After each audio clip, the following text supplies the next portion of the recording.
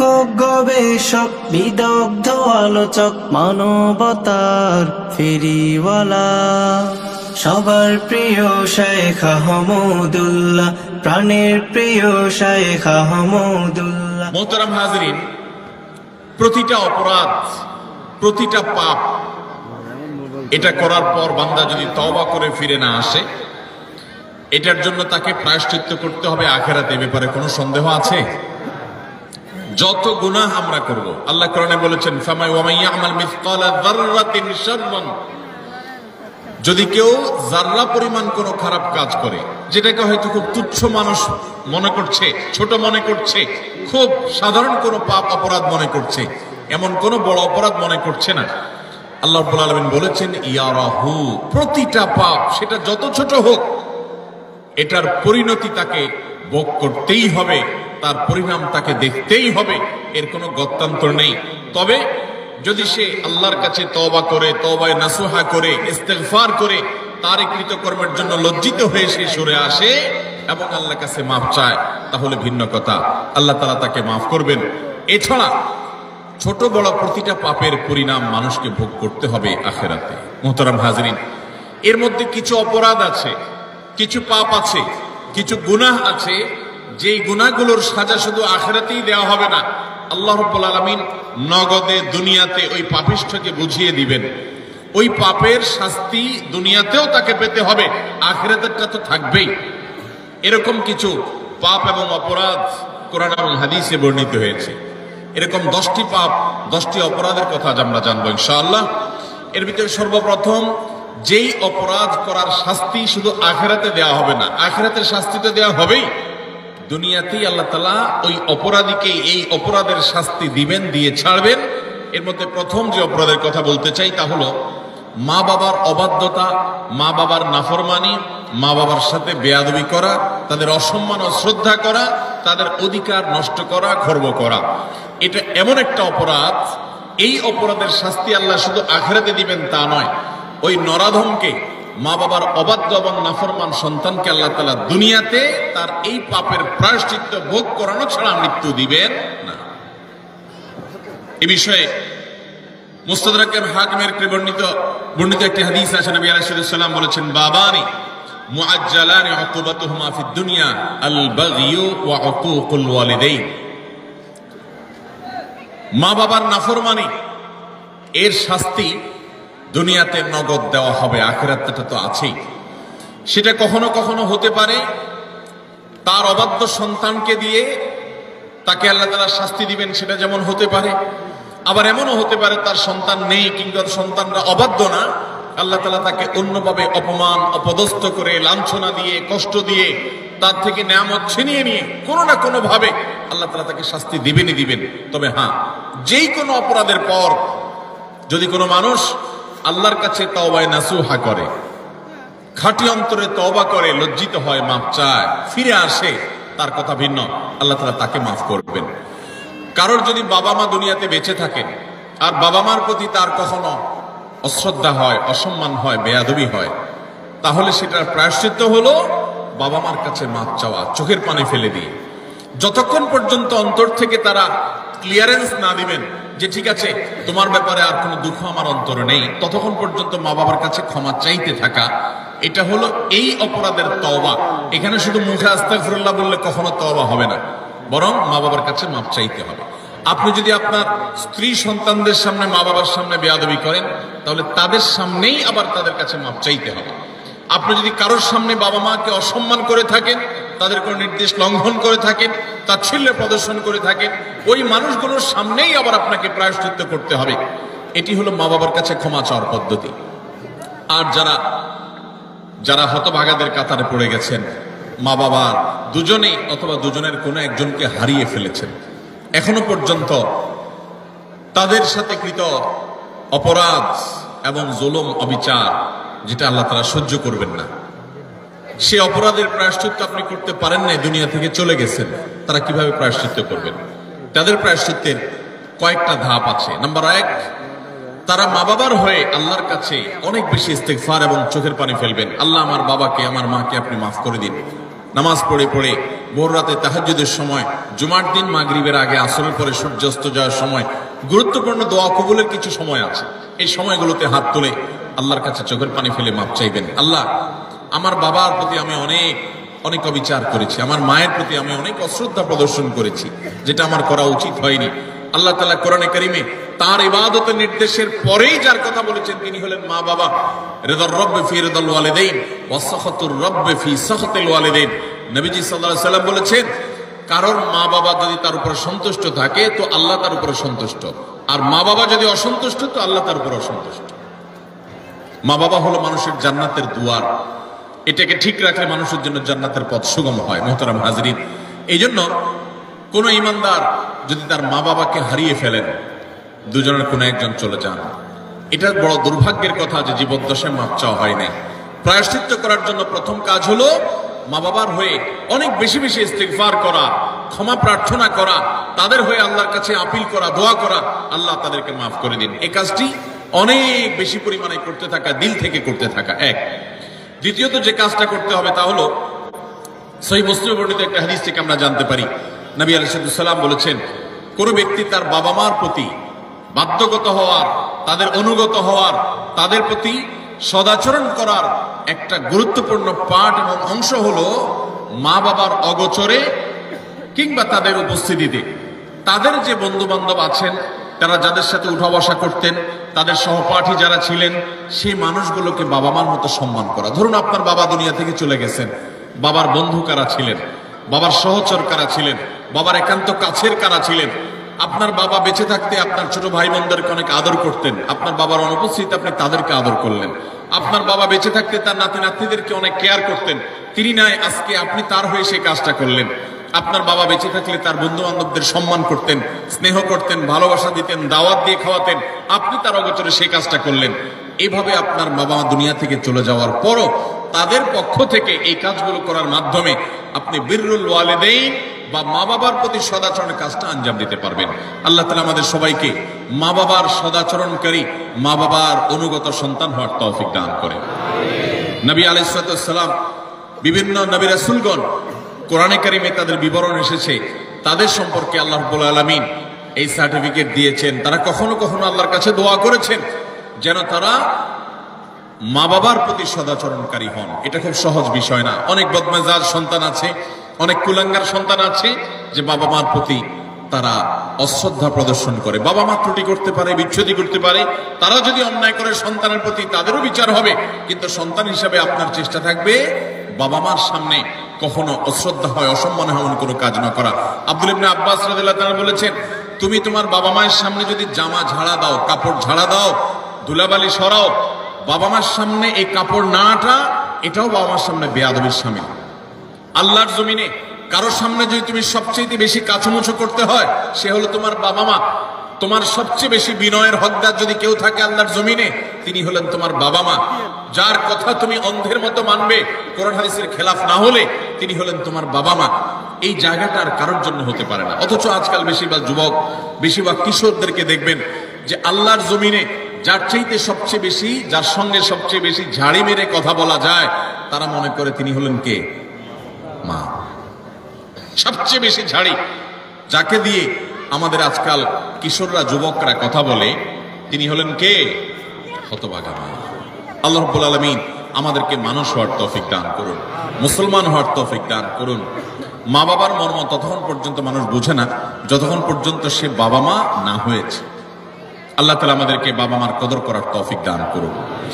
তাহলে এক নম্বরের অপরাধ পেলাম আমরা, বাবা মার প্রতি যদি কেউ অবজ্ঞা করে, অশ্রদ্ধা করে, অসম্মান করে, তাদের কথা না মেনে চলে, লঙ্ঘন করে। হ্যাঁ, তারা কোনো অন্যায় কথা বললে সেটা মানা যাবে না, ন্যায়সঙ্গত কথা বললে সেটা মানতে হবে। এই ক্ষেত্রে যদি কেউ ত্রুটি করে, বিচ্যুতি করে, বাবা মার অবাধ্য হয়, তার এই শাস্তি আল্লাহ শুধু আখিরাতেই দিবেন তা নয়, দুনিয়াতে তাকে এর জন্য প্রায়শ্চিত্ত ভোগ করতে হবে। তবে যদি সে মাপ চেয়ে এটাকে সুরাহা করে ফেলে এবং এটা ক্ষমা চেয়ে নেয়, তাহলে আল্লাহ তাআলা আশা করা যায় মাফ করবেন। নাম্বার 2, কারোর প্রতি জুলুম, কারোর প্রতি অবিচার, গায়ের জোর খাটানো, মাস্তানি গুন্ডামি করা, প্রভাব প্রতিপত্তি দেখানো, যে কাউকে দুর্বল পেয়ে তার উপরে চড়াও হওয়া, কাউকে ঠকিয়ে নিজের কাজ সিদ্ধ করা, এই মানুষের প্রতি জুলুম অবিচার, এটার শাস্তি আল্লাহ তাআলা দুনিয়াতে দেন। পৃথিবীর ইতিহাসে এমন একজন জালেম দেখাতে পারবেন না যে জালেম জুলুম করেছে আর তার প্রায়শ্চিত্ত তাকে দুনিয়াতে পেতে হয়নি।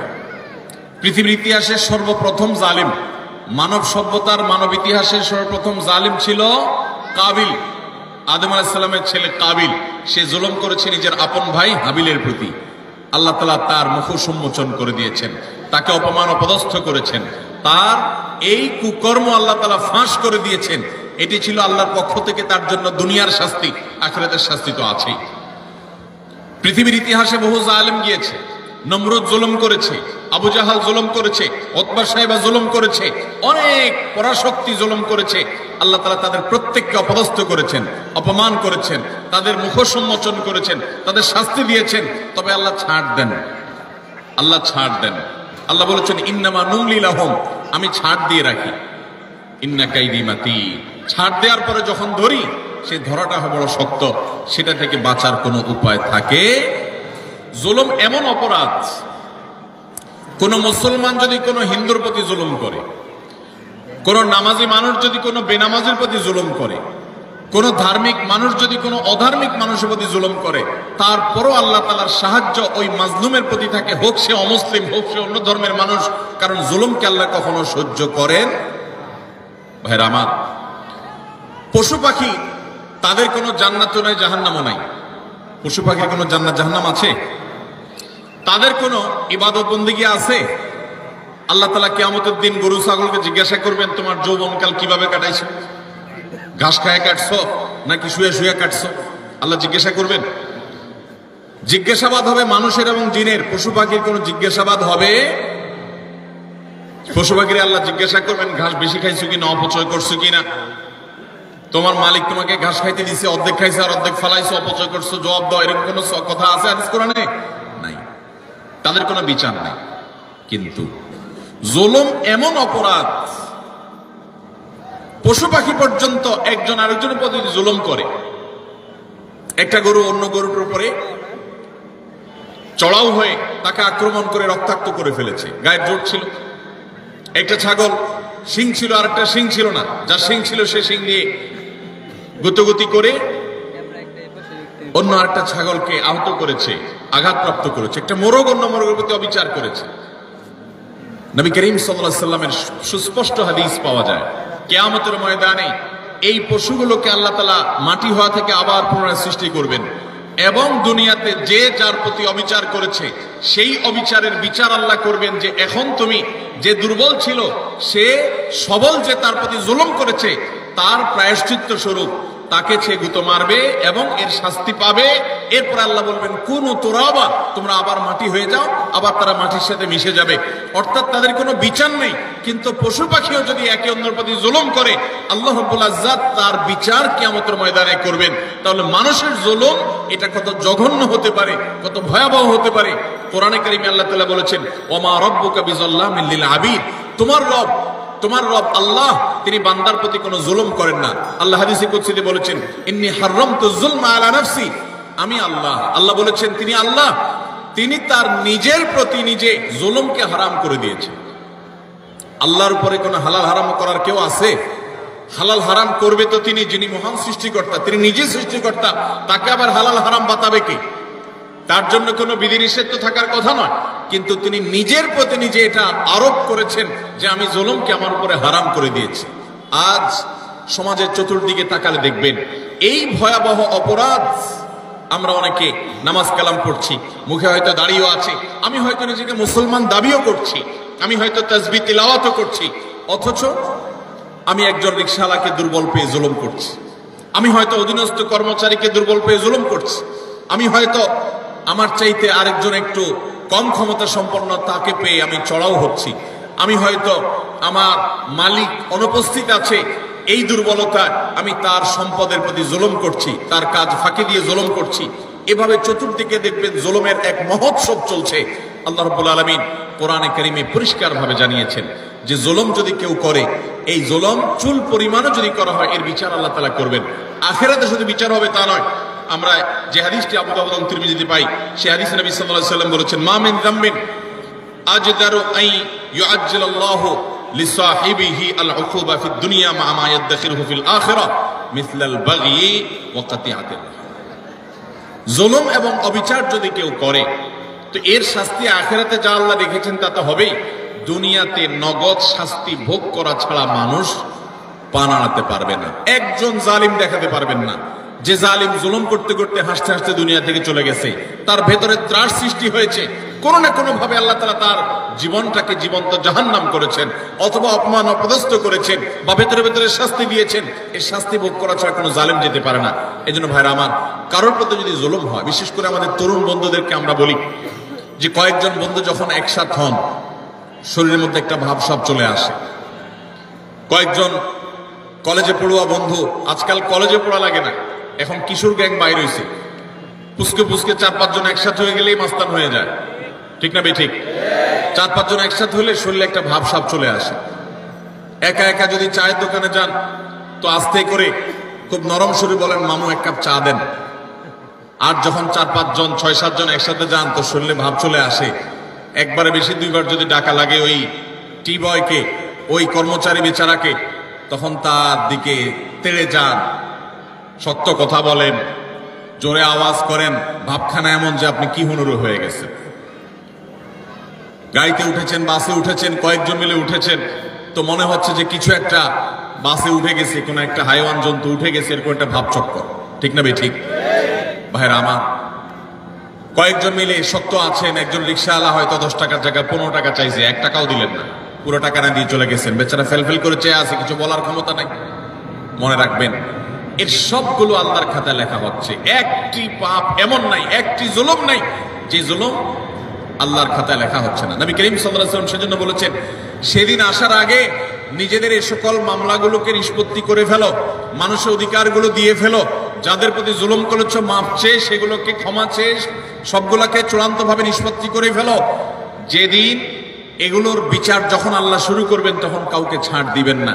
নবী সাল্লাল্লাহু আলাইহি ওয়াসাল্লাম বলেছেন, আতাদরুনা মানিল মুফলিস, তোমরা কি জানো সবচেয়ে বড় ভিখারি কে, অভাবী কে?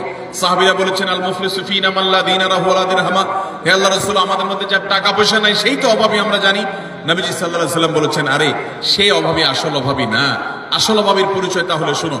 একটা লোক দুনিয়াতে অনেক কোরআন তেলাওয়াত করেছে, অনেক তাসবিহ জপেছে, অনেক হজ উমরা করেছে, অনেক বেশি ইবাদত বন্দেগী করেছে, অনেক নফল নামাজ পড়েছে, নফল রোজা রেখেছে, অনেক দান সাদাকা করেছে, অনেক ভালো কথা মানুষকে শুনিয়েছে, অনেক মাহফিলে সে গিয়েছে, অনেক ভালো কাজে সহযোগিতা করেছে, হাজী সাহেব গাজী সাহেব হয়েছে, সবই ঠিক আছে।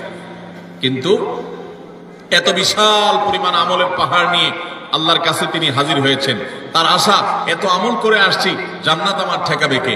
কিন্তু দেখা গেল দুনিয়াতে তার জীবদ্দশায়, কৈশোর বয়সে, যৌবনে, প্রাপ্তবয়স্কে, বৃদ্ধ বয়স্কে, বিভিন্ন পর্যায়ে এসে সে কখনো কাউর প্রতি অত্যাচার করেছে, অবিচার করেছে, কাউকে ঘাট ধাক্কা দিয়েছে, কাউকে একটা ঘুষি দিয়েছে, কাউকে একটা গালি দিয়েছে, কাউর প্রতি অবিচার করেছে, কারোর প্রতি জুলুম করেছে, কখনো কাজের বুয়ার প্রতি করেছে, কখনো ড্রাইভারের প্রতি করেছে, কখনো অধীনস্থের প্রতি করেছে, কখনো আপন ভাইয়ের প্রতি করেছে, কখনো আপন বোনের প্রতি করেছে, কখনো নিজের স্ত্রীর প্রতি করেছে, কখনো হয়তো সন্তানের প্রতি করেছে, নানামুখী মানুষের প্রতি জুলুম করেছে।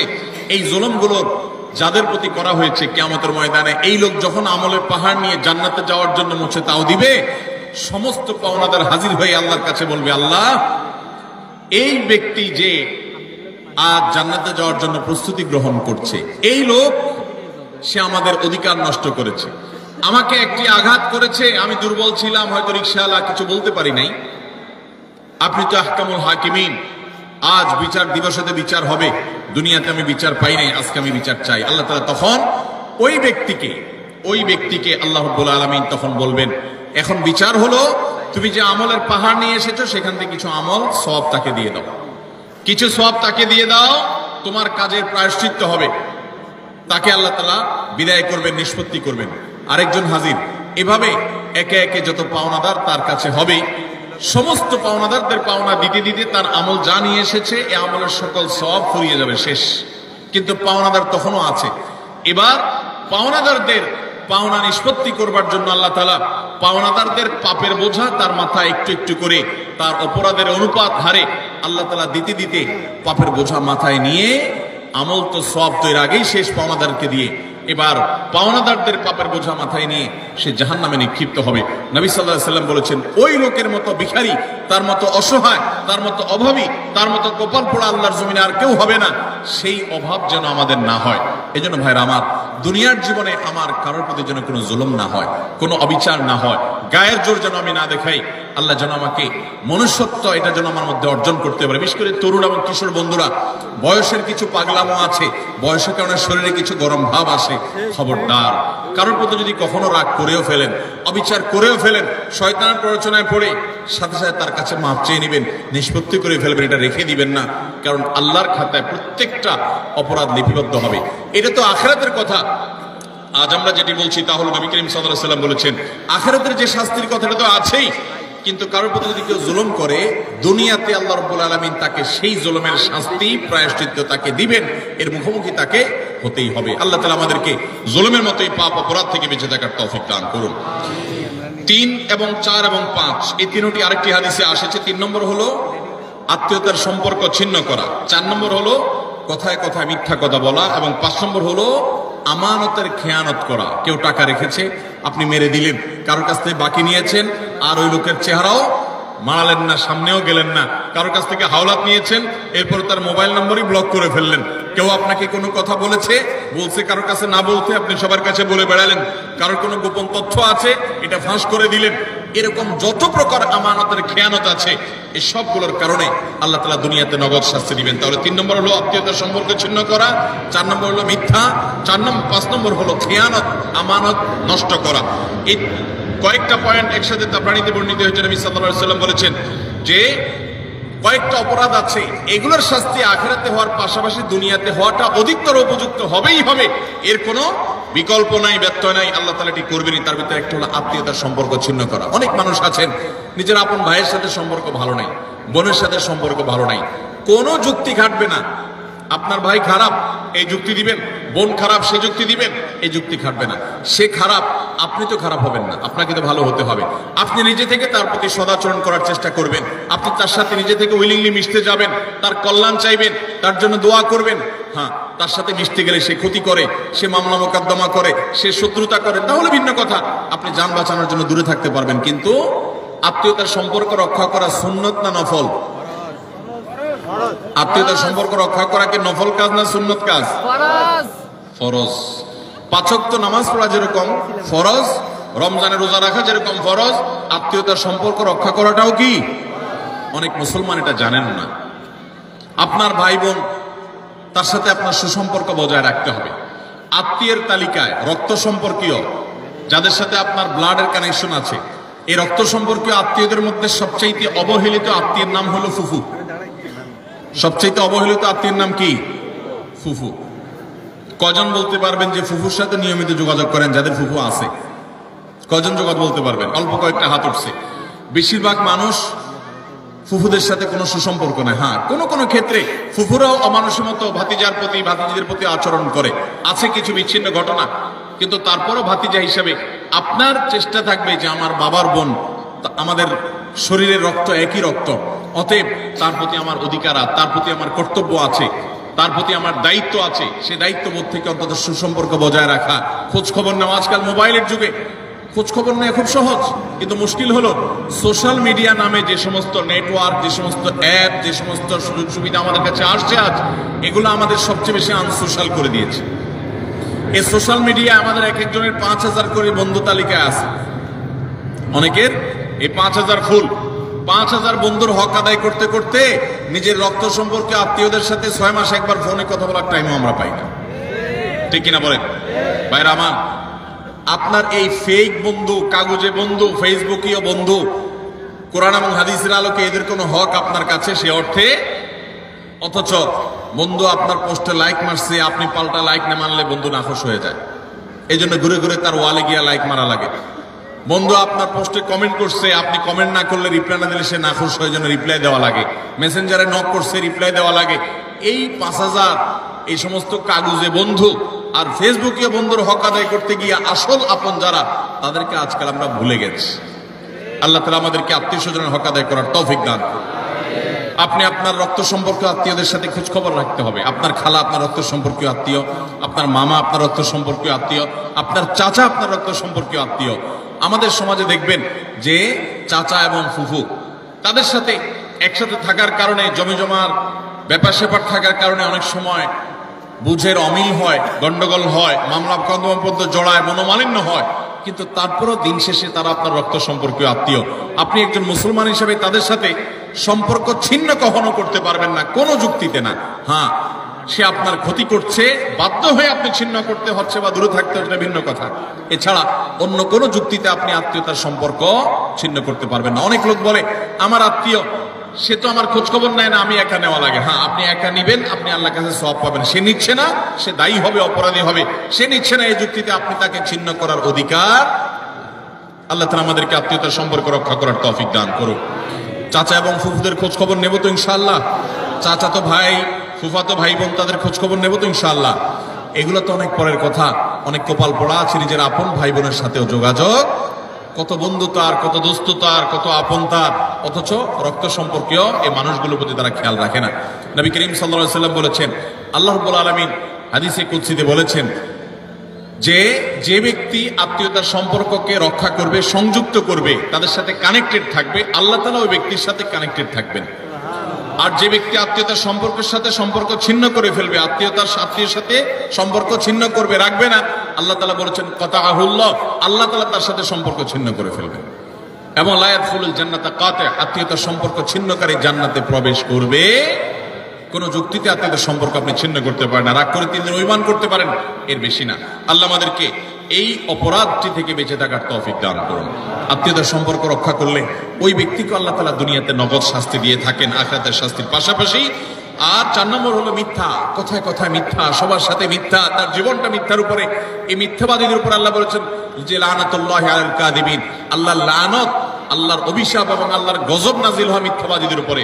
এজন্য ঈমানদার কখনো কথায় কথায় মিথ্যা বলতে পারে। 5 নম্বর হলো খেয়ানত, যেটা বললাম যে আমানতের খেয়ানত, অর্থের দিক থেকে খেয়ানত, কথার দিক থেকে খেয়ানত, বিভিন্ন দিক থেকে খেয়ানত। আপনি কারোর কোনো কিছু নকল করলেন, ফেসবুকে আজকাল যে খেয়ানত হয় সেটা হলো একজনের লেখা কপি করে এনে আপনার ওয়ালে সুন্দর করে পোস্ট করে দিলেন, সবাই আপনাকে বাহবা দিল, ভাই মাশাআল্লাহ আপনি তো সুন্দর লেখেন, দেখা যায় আসলে আপনি চুরি করে আনছেন আরেকজনেরটা। এটা হলো খেয়ানত, এটা হলো আমানতের। এখন আজকাল তো বই পুস্তকেই হয় ডাইরেক্ট, অথচ এই খেয়ানত ফেসবুকেও পোলাপান করতে এখন বড় বড় শিক্ষাবিদরা বই পুস্তকেই এই আকাম করছেন। অতএব এই সমস্ত খেয়ানত, এটা কোনো মুসলমানের চরিত্র হতে পারে। মুসলমান কখনোই 2 নম্বরই করবে। অতএব আমানত আমরা রক্ষা করব তো ইনশাআল্লাহ। নবী সাল্লাল্লাহু আলাইহি ওয়াসাল্লাম বলেছেন ইযা হাদ্দাসার রাজুলু ফালতাফাতা ফাহিয়া আমানা, তোমার সাথে কেউ কথা বলেছে, কথা বলার পর সে সেখান থেকে সরে গেছে, সাথে সাথে ওই কথাটা তোমার কাছে আল্লাহর পক্ষ থেকে আমানত হয়ে গেছে। এই আমানত রক্ষা করার চেষ্টা করব তো ইনশাআল্লাহ। আপনার কাছে কেউ একান্তে কোনো কথা বলেছে, আপনার কাছে হোয়াটসঅ্যাপে একটা মেসেজ পাঠাইছে, কয়দিন পর পরই দেখবেন ফেসবুকে প্রায় সময় দেখবেন যে স্ক্রিনশট আউট হয়ে গেছে, হয় কি হয় না? স্ক্রিনশট কি হয়ে গেছে? এটা প্রচার হয়ে গেছে। আপনার সাথে একান্তে কেউ আলাপ করেছে, আপনি তার কোনো দুর্বল দিক পাইছেন, কোনো কারণে শত্রুতা উদ্ধার করা দরকার, আপনার সাথে সে একান্তের আলাপচারিতাকে আপনি ফেসবুকে প্রচার করে দিলেন। এটা আমানতের খেয়ানত, এটা মানুষের প্রাইভেসি লঙ্ঘন। ইসলাম মানুষের প্রাইভেসিকে এত গুরুত্ব দেয় যে কেউ যদি কারোর বাড়িতে উকি মারে, এবং দেখার চেষ্টা করে তার ব্যক্তিগত সময়কার উঠা বসা, কাজ কাম, অ্যাক্টিভিটিস, নবী আলাইহিস সালাম বলেছেন এটা এমন জঘন্য অপরাধ যে এই লোকের চোখ উফড়ে ফেলার মতো অপরাধ সে করেছে। আজকাল দেখবেন প্রায় সময় অমুকের আইডি হ্যাক করেছে, অমুক আইডি হ্যাক করে সেখান থেকে তার ব্যক্তিগত সব তথ্য সে ফাঁস করেছে, এটা করেছে সেটা করেছে। কেউ কারোর মোবাইল ফাইলে ঘাটাঘাটি করে তার ব্যক্তিগত জিনিসপত্র ঘাটাঘাটি শুরু করে। এগুলো সবগুলো আমানতের খেয়ানত। আমাদের কথা, আমাদের কাজ, আমাদের টাকা, আমাদের পয়সা, লেনদেন সবকিছুতে আমানতদারিতা দেখাতে হবে। আমানতের খেয়ানত যারা করে, আপনি কাউকে আমানতের খেয়ানত করবেন, আল্লাহ তাআলা আপনাকে এই পরিস্থিতির মুখোমুখি করবেন। বিদায় এই ধরনের গুনাহ থেকে আমরা বেঁচে থাকবো ইনশাআল্লাহ। নাম্বার 6, কোন মুসলমানকে অপমান করা। আমাদের যুবকদের কাছে আজকাল সবচেয়ে প্রিয়, সবচেয়ে পছন্দের পাপ হলো এটা, যে পাপটা করতে আমাদের যুব সমাজ সবচেয়ে বেশি মজা পায়, স্বাদ পায়, এনজয় করে। রসিয়ে রসিয়ে যে পাপটা করে আমাদের যুবক বন্ধুরা, সেটা হলো কাউকে অসম্মান করা, অপমান করা। দেখবেন দুই চারজন বন্ধু মিলে আরেকজনকে নিয়ে টিজ করছে, আরেকজনকে নিয়ে উত্ত্যক্ত করছে, আরেকজনকে নিয়ে বাজে কথাবার্তা বলছে। এমনকি আপনার ইউনিভার্সিটিগুলোতে আমরা প্রায় সময় দেখি যে কি হয়ে থাকে, র্যাগিং এর শিকার হয় ছোট ভাইয়েরা, জুনিয়ররা, এবং এটাকে তারা মনে করছে তাদের অধিকার। মানুষ যখন অসভ্য হয়ে যায়, পশুদের মধ্যে এই কালচার নাই যে একে অন্যকে অপমান করে তারা এরকম অসভ্যের মতো আনন্দ উৎসব করে, এটা তাদের মধ্যে পর্যন্ত নেই। আল্লাহ তাআলা সেজন্য এই মানুষগুলো সম্পর্কে বলেছেন, উলাইকা কাল আনআমি বাল হুম আদাল, যাদের হিতাহিত জ্ঞান নেই, ভালো মন্দ পরখ করার মতো ক্ষমতা নেই, অন্যায় করে আবার সে উল্লাস করে, ফুর্তি করে, এই মানুষগুলো চতুষ্পদ জন্তুর চাইতে আরো খারাপ, কারণ চতুষ্পদ জন্তু এত খারাপ হতে পারে না। অতএব আমাদের যুবক বন্ধুরা, কোনোদিন কাউকে অপমান করে, কাউকে কষ্ট দিয়ে, কাউকে আঘাত করে, আসেন 4-5 বন্ধু একসাথে, এক বেচারা একা একা যাচ্ছে, তাকে নিয়ে হাসাহাসি করলেন, ঠাট্টা মশকরা করলেন, ইয়ারকি ফাজলামতি করলেন, তাকে অপমান করলেন, তাকে অপদস্থ করলেন, তাকে বেইজ্জত করলেন, অথচ এটা তার জন্য কষ্টের, এটা তার জন্য বেদনার, এটা তার জন্য যন্ত্রণার। আপনি যদি মানুষ হয়ে থাকেন, আপনি যদি মুসলমান হয়ে থাকেন, তো আপনার হাসি তামাশার নামে, বন্ধু বান্ধবের সাথে আড্ডার নামে আপনি কখনোই অপকর্ম করতে পারেন। নবী করিম সাল্লাল্লাহু আলাইহি সাল্লাম বলেছেন, আবু দাউদে বর্ণিত হয়েছে, কোন মানুষ সে যদি আরেকজনকে অপমান করে এমন একটা জায়গা যেখানে ওই লোকটা অপমান থেকে বাঁচার চেষ্টা করছে, সে চায় কেউ তার জন্য সাহায্যের হাত বাড়িয়ে দেখ, সেখানে আপনি তাকে আরো অপমান করলেন, তাহলে আপনি নিশ্চিত জেনে রাখেন, লিখে রাখেন, আপনার জীবনে এরকম পরিস্থিতি আসবে যে আপনি কোন পরিস্থিতিতে মানুষের সাহায্যের জন্য আপনি হাত বাড়াবেন, কিন্তু সাহায্য পাবেন না, পাবেন অপমান। কারণ মানুষকে অপমান করলে তার শাস্তি আল্লাহ তাআলা দুনিয়াতে নগদ দিয়ে থাকে। আল্লাহ তাআলা এই অপরাধ থেকে, এই গুনাহ থেকে আমাদেরকে বেঁচে থাকার তৌফিক দান করুন। ভাইরা আমার, ভালো মুসলমান হওয়ার জন্য ভালো মানুষ হতে হবে। আপনি কয়েক বন্ধু মিলে একসাথে হাসি ফুর্তি করতে পারেন, আনন্দ তামাশা করতে পারেন, খেলাধুলা করতে পারেন, ক্রীড়া কৌতুক করতে পারেন, শরিয়ার সীমানায় থেকে। আপনি সেটা করতে গিয়ে কাউকে নিয়ে আপনি হাসাহাসি করতে পারেন। একটা মেয়ে হাঁটে হেঁটে যাচ্ছে, আপনি দেখে ওই মেয়েটাকে শুনিয়ে শুনিয়ে এমন কথা বললেন যে কথা শুনে মেয়েটা মানসিকভাবে আঘাতপ্রাপ্ত হচ্ছে, আপনি তাকে অপদস্থ করছেন, নোংরা কথা বলছেন। যুবকদের মধ্যে এই রোগ আছে না নাই? জনে জনে ঘরে ঘরে আজকে এই রোগ ভরে গেছে। ভাইরা আমার, আল্লাহ আপনাকে বিবেক দিয়েছেন, আপনি আনন্দ অবশ্যই করতে পারেন, আপনি অবশ্যই কৌতুক করবেন, আপনি অবশ্যই ক্রীড়া করবেন, আপনি অবশ্যই রসিকতা করবেন, বন্ধুদের সাথে মজা করবেন, কিন্তু আপনার মজা আরেকটা মানুষের কষ্টের কারণ, আপনার মজা আরেকটা মানুষের অপমানের কারণ হতে পারে না। আপনার বিবেককে জিজ্ঞাসা করুন, কোন পশু এত নিচে নামে না। আল্লাহ তাআলা আমাদের যুবকদেরকে সঠিক এবং সুন্দর পথে চলার তৌফিক দান করুন। মনে রাখবেন, এই সমস্ত অপকর্মের একটা শাস্তি তো আপনাকে নগদে পেতেই হবে, সেটা হলো অপরাধ বোধের অদৃশ্য দাহন। অনেক লোক আছে দেখবেন, বৃদ্ধ বয়সে এসে হাজী সাহেব, গাজী সাহেব, দাড়িওয়ালা, হযরতজি ইত্যাদি সেজে যায়, কিন্তু উনি জানেন উনি যৌবন বয়সে বহু মেয়েকে উত্ত্যক্ত করেছে, বহু ছেলের গায়ে হাত তুলেছে, বন্ধু বান্ধব মিলে বহু অন্যায় করেছে, বহুত আকাম কুকাম করেছে। এই সমস্ত আকাম কুকামের কথা যখন মনে হয়, তখন অপরাধ বোধের একটা জ্বালা আছে ভেতরে, সে নিজেকে নিজে জানে যে আমি কত খারাপ ছিলাম, এই যন্ত্রণায় সে ভুগতে থাকে। আর যারা যৌবনকালে এই সমস্ত অন্যায় এবং পাপাচার থেকে বেঁচে থেকে তাদের যৌবনকে পরিচ্ছন্ন করে, পড়াশোনা করে, ক্যারিয়ার গড়ে তোলে, সামাজিক কর্মকাণ্ড করে, বন্ধু বান্ধব মিলে ক্রীড়া কৌতুক করে, শরিয়ার সীমানার মধ্যে থেকে কারোর প্রতি অবিচার অন্যায় করে না, তাদের এই জীবনের সবচেয়ে নগদ আল্লাহ তাআলার পক্ষ থেকে যে পুরস্কার আছে, তা হলো মানসিকভাবে সে ফিল করে যে আমি অন্যায় করি নাই, আমি অবিচার করি নাই, আমি যৌবন বয়সে ভালো কিছু কাজ করতে পেরেছি। আল্লাহ আমাদেরকে যৌবনকালে ভালো কোনো কাজ করার তৌফিক দান করুন। আমরা এই সমস্ত অনাচার থেকে বেঁচে থাকবো তো ইনশাআল্লাহ। আজকাল যুবকদেরকে দেখবেন, প্রায় সময় দেখবেন রোস্টিং ভিডিও বানায়। ভিডিওর নাম কি? Roasting video. রোস্টিং ভিডিও মানে কি? একজনকে রোস্ট করে। এতদিন আমরা শুনছি মুরগি রোস্ট করে, এখন পোলাপান কি রোস্ট করে? মানুষ রোস্ট করে। একটা মানুষের হয়তো কোনো ভুল হয়েছে, তার ভুল হলে অবশ্যই তার সমালোচনা হতে পারে, যৌক্তিক সমালোচনা হতে পারে, ভুল সংশোধন হতে পারে, ভুল শুধরানো হতে পারে, কিন্তু ভিডিও বানায়া তার চরিত্র হনন, তার ব্যক্তিগত বিষয় আসে তুলে এনে তাকে একেবারে মুরগিরে যেরকম রোস্ট করে, তার গোষ্ঠী উদ্ধার করার নাম হলো রোস্টিং ভিডিও। আমরা কোন সভ্যতায় বসবাস করছি? যুবকদের কাছে এই জিনিসগুলো খুব এনজয় করার মতো বিষয়, সেগুলো দেখে আমরা অনেকে খুব হাসি, আমরা খুব আনন্দ পাই, খুব মজা পাই, আমাদের রুচি নষ্ট হয়ে গেছে। ভাইরা আমার, একজন মানুষ আরেকজন মানুষকে নিয়ে চরম অপমানকর কোনো কাজ কখনো করা, এটা কখনো সভ্য মানুষের কাজ এটা কখনো মুসলমানের কাজ হতে পারে। আল্লাহ তাআলা আমাকে আপনাকে এরকম সচেতন দায়িত্বশীল মুসলমান হওয়ার তৌফিক দান করুন। আমরা কোনো মানুষকে অপমান করব, আমরা কোনো মানুষকে কষ্ট দেব।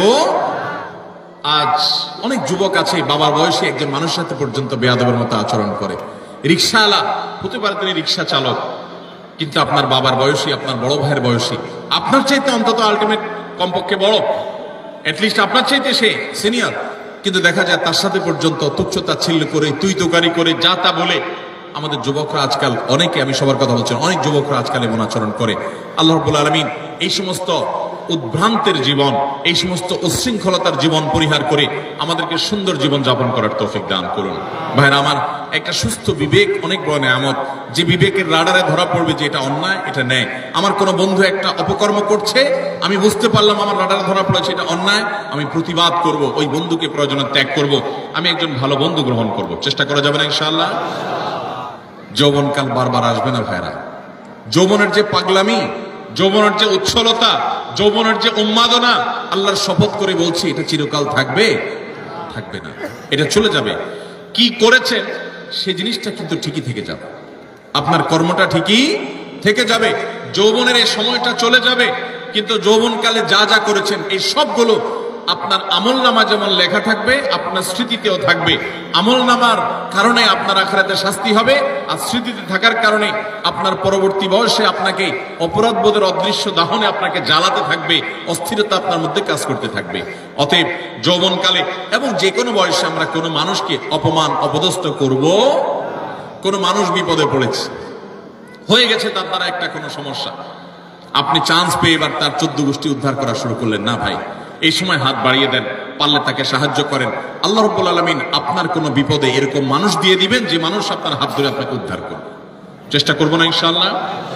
তাহলে 6 নম্বর অপরাধ এটি, যে কোনো মানুষকে অপমান করলে, কোনো মুসলমানকে অপমান করলে তার শাস্তি আল্লাহ রাব্বুল আলামিন দুনিয়াতে দেন। এবং যে ব্যক্তি কোনো বিপদে পড়া মানুষকে, যার দরকার সাহায্য, সে সাহায্যের জন্য হাহাকার করছে, ওই টাইমে তাকে আরো আঘাত করে, আরো আক্রমণ করে, তার রোস্টিং ভিডিও বানায়, তার চরিত্র হনন করে, তাকে অপমান অপদস্থ করে, এই ব্যক্তি তার যখন জীবনে এরকম পরিস্থিতিতে পড়বে, আল্লাহ তাআলা ঠিক একইভাবে অন্য আরেক পাপিষ্ঠকে দিয়ে আল্লাহ তাআলা তাকে সাইজ করবেন।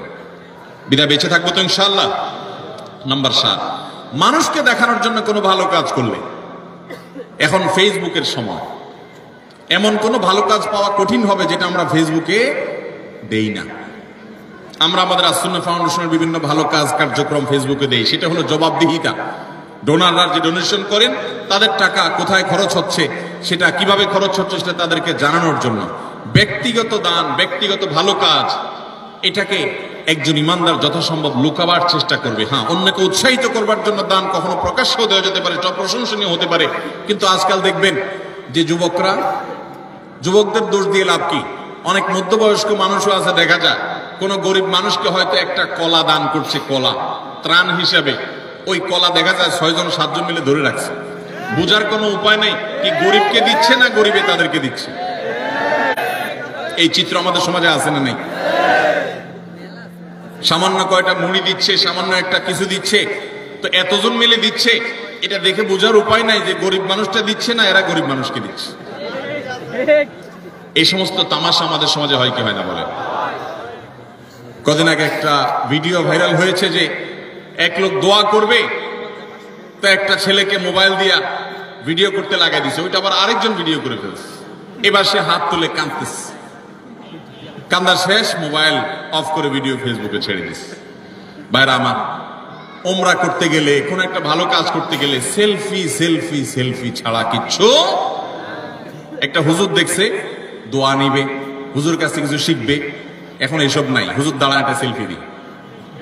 এই রোগ আমাদেরকে প্রচন্ড আকারে ধরছে কি ধরে নাই?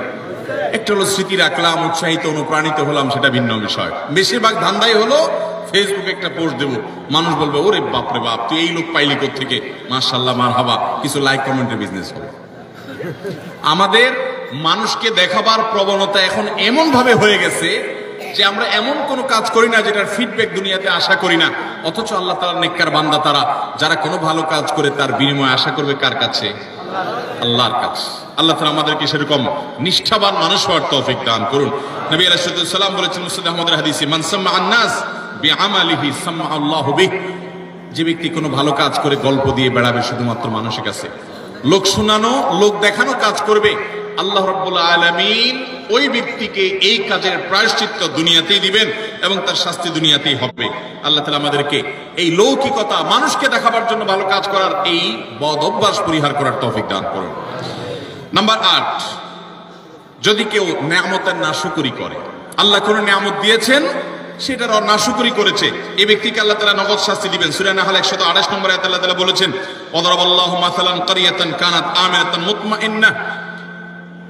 একটা জনপদের মানুষ, তারা নিরাপদে ছিল, সুখে শান্তিতে ছিল, আল্লাহ তাআলা তাদেরকে নিরাপদে রেখেছেন, ভালো রেখেছেন। ইয়াতিহা রিজকুহা মিন কুল্লি মাকান, প্রত্যেকটা জায়গা থেকে আল্লাহর পক্ষ থেকে রিজিক আসতো। ফাকাফারাত বিআনউমিল্লাহ, তারা আল্লাহর নিয়ামতকে অস্বীকার করে বলেছে, নাশুকরি করেছে। ফাযাকাল্লাহু লিবাসাল জু'i ওয়াল খাউফি বিমা কানু ইয়াসনাউন, তাদের এই নাশুকরির কারণে আল্লাহ তাআলা তাদেরকে আল্লাহ রাব্বুল আলামিন দুর্ভিক্ষ, অভাব অনটন, আশঙ্কা এবং ভয়ের শাস্তি দুনিয়াতে দিয়েছেন, আখিরাতে তো বটে। অনেক মানুষ আছে দেখবেন নাশুকরি করে, আপনি অনেক উপকার করেছেন, বলবেন না আমি কিছুই তো পাই নাই, আমি নিজে নিজে করেছি। এই নাশুকর ঠিকই এক সময় বিপর্যস্ত হবে এবং বিপদগ্রস্ত হবে, এবং যেই নিয়ামত পেয়ে সে নাশুকরি করেছে, এই নিয়ামত আল্লাহ তার কাছ থেকে ছিনিয়ে নিবেন আজ হোক আর 2 দিন পরে হোক। বিধায় এই ধরনের গুনাহ থেকে আমরা বেঁচে থাকবো তো ইনশাআল্লাহ। অনেক মানুষ আছে দেখবেন আল্লাহর শুকর খুব আদায় করে, মানুষের শুকর আদায় করে না, আছে না নাই? অনেক লোক আছে এই ঢাকা শহরে আসার সময় লঞ্চের ভাড়া, বাসের ভাড়াটাও ছিল না, ঝুলে ঝুলে চলে আসছে। এরপর আল্লাহ তাআলা তাকে এমন সম্পদ দেওয়া দিছেন, যেভাবে হোক সে এমন সম্পদ কামাইছে, 2-4টা বাড়ির মালিকও হয়ে গেছে, আছে না না? এরকম অনেক মানুষ। কিন্তু ঘন ঘন দেখবেন আল্লাহর শুকর আদায় করে যে আল্লাহ আমাকে সব দিছে। ঠিক আছে, আল্লাহই তো দিছে, কিন্তু আল্লাহর কিছু বান্দাদের ভূমিকা ছিল কি ছিল না? তাদের নাম মুখে নিতে রাজি না, নিলে তো ছোট হয়ে যাবে, আছে না এরকম চরিত্রের মানুষ? কোন অর্জন হলে সব ক্রেডিট আল্লাহরে দেয়, এটা ভালো, কিন্তু আল্লাহকে শুধু দিলে হবে না। কোন বান্দা যদি আপনাকে উপকার করে, আপনাকে এই পর্যন্ত আসতে সহযোগিতা করে, তো তার কৃতজ্ঞতাও আপনাকে আদায় করতে। নবী আলাইহিস সালাম বলেছেন, মাল্লাম ইয়াশকুরিন নাস লাম ইয়াশকুরিল্লাহ, যে মানুষের কৃতজ্ঞতা আদায় করে না, অকৃতজ্ঞ হয়, সে আল্লাহর প্রতি অকৃতজ্ঞ, সে আল্লাহর কৃতজ্ঞতা আদায় করার কোনো মূল্য হতে। বিধায় মানুষের কৃতজ্ঞতা আদায় করবো তো ইনশাআল্লাহ। যে যতটুকু আমার উপকার করেছে, যার দ্বারা যতটুকু অর্জিত হয়েছে, এটাকে অকপটে স্বীকার করার মতো মানসিকতা থাকতে হবে। ইমানদার কখনো অকৃতজ্ঞ, নাশুকর হতে পারে। এই নাশুকরির শাস্তি আল্লাহ তাআলা দুনিয়াতে দিয়ে থাকেন। ঠিক একইভাবে 9 নম্বরের যে অপরাধ, তা হলো ব্যবসায় ফাঁকি দেওয়া। এমন ব্যবসায়ী এখন পাওয়া সোনার হরিণ হয়ে গেছে, যেই ব্যবসায়ী সত্য কথা বলে, 2 নম্বরই কথা বলে না, চিটারি বাটপারি করে না। আপনি ঢাকা শহরের কোন দোকানে, কোন মার্কেটে যাবেন, আল্লাহর কিছু নেককার বান্দা আছে, সেটা হাতে গোনা, বেশিরভাগ দোকানে যাবেন 100 টাকা কেনা ভাই, আল্লাহর কিরা, রাসূলের কিরা ভাই, যদিও রাসূলের কিরা হয় না, শিরক। এরকম নানা কিরা বলে, নানা কসম করে বলবে 100 টাকা কিনা, এরপরে মুলামুলি করার পর দেখা যায় 50 টাকা দিয়ে দিস, আছে না নাই? গতকালকে চট্টগ্রামের মাহফিলে একজন একটা প্রশ্ন লিখে দিস, বলে ভাই দোকানে মিথ্যা কথা বলতে বলতে অনেক সময় দেখা যায় একটা কাস্টমারের সাথে সত্য বলবো নিয়ত করছি, তবুও মুখ দিয়ে মিথ্যাটাই চলে আস। নিজের বউ দোকানে গেছে, যা জিজ্ঞেস করছে তোমার এটা কত কিনা পড়ছে, ওইটাও বলে আল্লাহর কিরা এত টাকা, মিথ্যা কথা। পরে বলে ও সরি থুকু, তুমি তো কাস্টমার না, ঘরের বউ। মিথ্যা বলতে বলতে অনেক দোকানদার আছে, এটা বিল্ট ইন হয়ে গেছে, অভ্যাসটা এমন হয়ে গেছে, এটা তার শরীরের, এটা তার অঙ্গের, এটা তার অস্তিত্বের সাথে মিশে গেছে। ঠিক না ঠিক ভাইরা আমার? কয় টাকা কামাই করবে মিথ্যা কথা বলে? মিথ্যা কথা বলে যে টাকা কামাই করবেন, এগুলো দুনিয়া থেকে নিয়ে যেতে পারবেন? কাফনের কাপড়ের পকেট আছে? পকেটও নাই, নিয়ে যেতেও পারবেন? যাদের জন্য মিথ্যা কথা বলছেন, ছেলে সন্তান, স্ত্রী, পরিবারের লোকজন, আপনি দুনিয়া থেকে যাওয়ার পর কিয়ামতের ময়দানে যখন ফেরেশতারা মুগুর দেওয়ার জন্য ধরবে, যখন শাস্তি শুরু হওয়ার পরিকল্পনা হবে, তখন আপনার ছেলে মেয়েরা যায় বলবে, আল্লাহ আমার আব্বাকে কিছু বলিয়েন না, উনি যত 2 নম্বরে চিটারি বাটপারি করে ঢাকা শহরে বাড়ি গাড়ি করছে, এগুলো সব আমাদের জন্য করছে, ওনার একার জন্য করে নাই, অতএব শাস্তি আমাদেরকে দেন, ওনাকে ছেড়ে দেন। বলবে? আল্লাহ কোরআনে উল্টাটা বলেছেন, ইয়াউমা ইয়াফিরুল মারউ মিন আখি ওয়া উম্মিহি ওয়া আবি ওয়া সাহিবাতিহি ওয়া বানি। সেদিন মানুষ বাপকে দেখে সন্তান আরেক দিকে পালাবে, যে বাপ দেখা হলে যদি আমাকে আটকায় যে তোদের জন্য অনেক কিছু করছি, আজকে আমি ফাঁসে গেছি। স্বামীকে দেখে স্ত্রী, স্ত্রী দেখে স্বামী পালাবে, বন্ধুকে দেখে বন্ধু পালাবে। লিকুল্লি ইমরিম মিনহুম ইয়াউমা ইদিন শানু ইউগনি। সবাই ইয়া নফসি করতে থাকবে। ভাইরা আমার, আল্লাহর জমিনে তার চাইতে বড় নির্বোধ কে হতে পারে যে চুরি করে যাদের জন্য ওই লোকগুলো তার চুরির কোনো দায় বহন করবে? আরাম করে ভোগ করবে ছেলে মেয়েরা, অথচ আপনি তার পাপের প্রায়শ্চিত্ত ভোগ করবেন। তাহলে আপনি কেন দোকানদারি করতে গিয়ে কাস্টমার সাথে মিথ্যা কথা বলবেন? আপনি সত্য কথা বলেন, কেনা বেচা আপনার কম হবে, ব্যবসা একটু কম হবে, ইনকাম একটু কম হবে। মনে রাখবেন, এর বিনিময়ে শান্তিটা আল্লাহ তাআলা দুনিয়াতেও দিবেন, আখিরাতেও দিবেন। চেষ্টা করবো তো ইনশাআল্লাহ। ভাইরা আমার, ওজনে কম দেওয়া, দোকানদারি, ব্যবসা বাণিজ্যের মধ্যে মিথ্যা, প্রতারণা। আজ গোটা দুনিয়া দাঁড়িয়ে আছে মিথ্যার উপরে।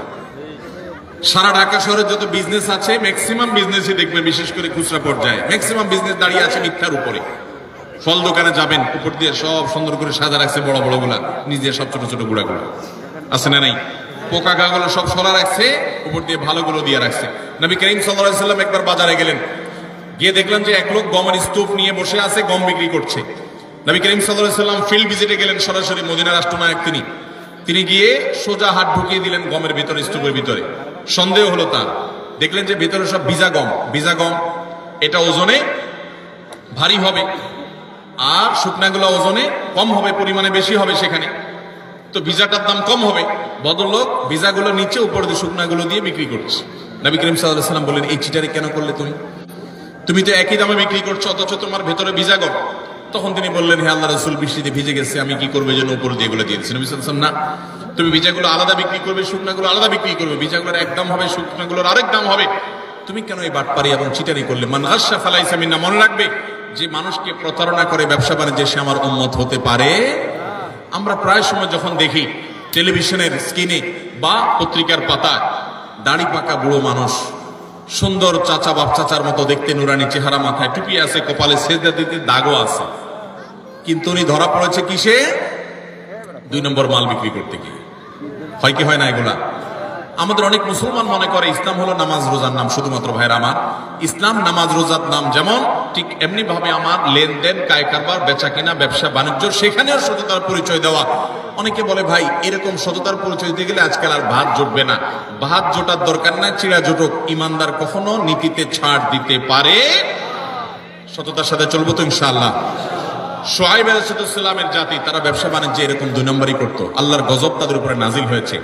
এই উম্মত কিয়ামতের আগ পর্যন্ত আল্লাহর গণগজব আসবে না, ধ্বংস করবে না। নবী সাল্লাল্লাহু আলাইহি ওয়াসাল্লাম দোয়া করে গেছেন যেন এটা না আসে। কিন্তু এইরকম পাপের, পাপিষ্ঠ, অপরাধী, খারাপ ব্যবসায়ী, তাদেরকে আল্লাহ দুনিয়াতে নগদ শাস্তি দিবেন।